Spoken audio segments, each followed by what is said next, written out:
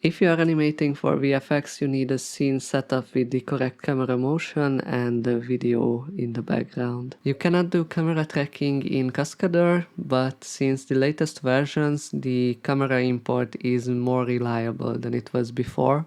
But you still need a couple of quick tweaks to get everything lined up perfectly. So let me show a workflow with Blender. I already tracked this shot in Blender and I want to bring that camera into Cascadeur, and for camera import FBX is the only supported format, so I can use my Cascadeur bridge add-on which automates FBX export and import between the two software. In the first drop-down I need to select the scene preset. This makes sure that both the objects and the animation data are imported. If you only want to export the selected objects, then select it in Blender and scroll down into the Blender export settings and enable selected objects only. Once you click the export, then the camera will show up in Cascadeur after a few seconds. Of course, you can do this manually. You need to go to export and select FBX. You can use pretty much the default settings. I only need to disable the all actions and the NLA actions baking because the camera animation doesn't belong to any action or NLA track.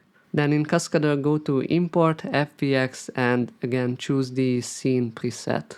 At this point the camera motion matches perfectly, but the aspect ratio and the focal length is incorrect. So we need to change that. You need to select the camera and we need the object properties tab. And since the camera parameters can be animated, I need to apply the changes across the entire animation. So I select the full frame range and I click this little button to apply the changes for the selected interval. You should see this red border appear.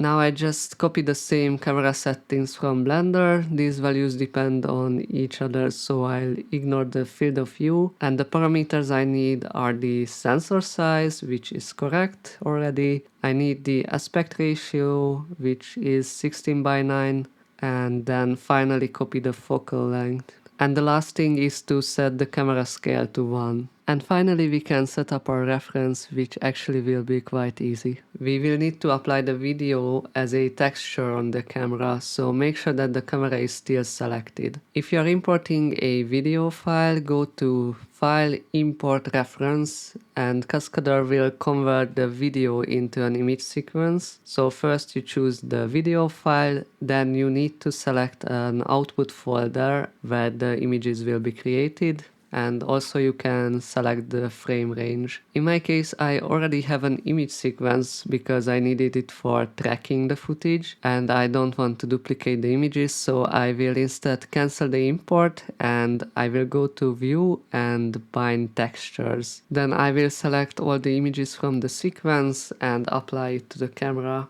Now if you enter the camera view, you should see the reference in the background, but I don't see it in my case because in auto posing mode the textures are disabled by default. So I will need to right click the current view mode and enable textures. Before we wrap up, a few limitations to keep in mind. If your focal length changes over time, for example you are zooming in your footage, you currently have to adjust those values manually frame by frame. If you know a cleaner workaround, please let me know. The other thing is that some camera parameters are not available in Cascadeur, like the X and Y shift, but in most cases these should be 0 anyway, unless your footage is cropped or shot with a tilt shift lens. And lastly, if you are using the filament render build of Cascadeur, there is currently no way to import a reference there, though camera import still works. Anyway, I hope you find it useful, have a great day, and I see you in the next video.